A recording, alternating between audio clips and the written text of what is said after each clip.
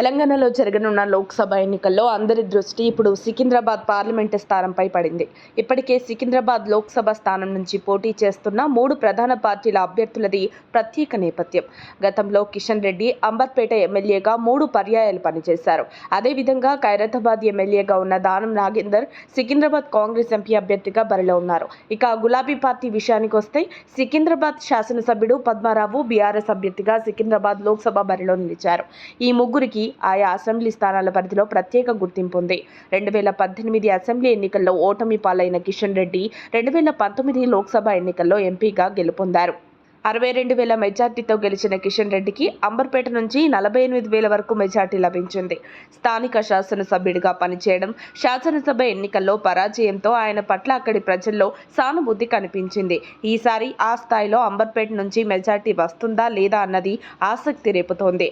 BJP వర్గాల్లో గుబ్బులు పుట్టిస్తోంది. మరి గతం మాదిరి కిషన్ రెడ్డి హవా కొనసాగుతుందా? కాంగ్రెస్ ప్రభంజనం ముందు కమలం బాడిపోతుందా అనేది తెలియాలంటే ఫలితాల వెల్లడి వరకు ఆగాల్సిందే. పద్మారావు, దానం నాగేందర్ విషయంలో స్థానిక ఎమ్మెల్యేలు అనే సెంటిమెంట్ పనిచేస్తుందా? తమ నియోజకవర్గాల్లో మెజార్టీ ఓట్లు దక్కించుకుంటారా అన్నది గ్రేటర్ రాజకీయాల్లో చర్చనీయాంశంగా మారింది. మొన్నటి అసెంబ్లీ ఎన్నికల్లో దానం 22,000 పైచిలుకు ఓట్ల మెజార్టీతో, పద్మారావు సుమారు 46,000 ఓట్ల ఆధిక్యతతో విజయం సాధించినట్లు తెలిసింది.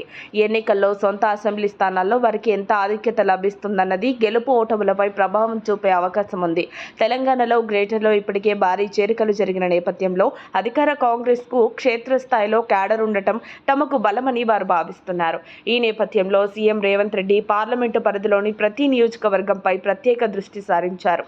నామినేషన్స్ పూర్తవడంతో ఇక నుండి ఇంటింటి ప్రచారం మొదలు పెట్టేందుకు ఇరు పార్టీల అభ్యర్థులు రంగం సిద్ధం చేసుకుంటున్నారు. పార్టీల అగ్రనేతలు ప్రచారానికి హాజరయ్యేలా ప్రత్యేక చర్యలు తీసుకుంటున్నారు. గ్రేటర్లోని కాంగ్రెస్ ఎంపీ అభ్యర్థులకు మద్దతుగా సీఎం రేవంత్ ప్రచారం చేస్తారని కాంగ్రెస్ వర్గాలు అంటున్నాయి. మరి ఈ సికింద్రాబాద్ లోక్సభ ఎన్నికల్లో గెలుపు ఎవరిదోనన్న ఆసక్తి రేపుతోంది. మరిన్ని అప్డేట్స్ కోసం మా కాయ్ టీవీని సబ్స్క్రైబ్ చేసుకోండి. మా వీడియో కనుక మీకు నచ్చినట్లయితే లైక్ చేయండి, షేర్ చేయండి. మీ విలువైన అభిప్రాయాలను కామెంట్ బాక్స్లో తెలియజేయండి.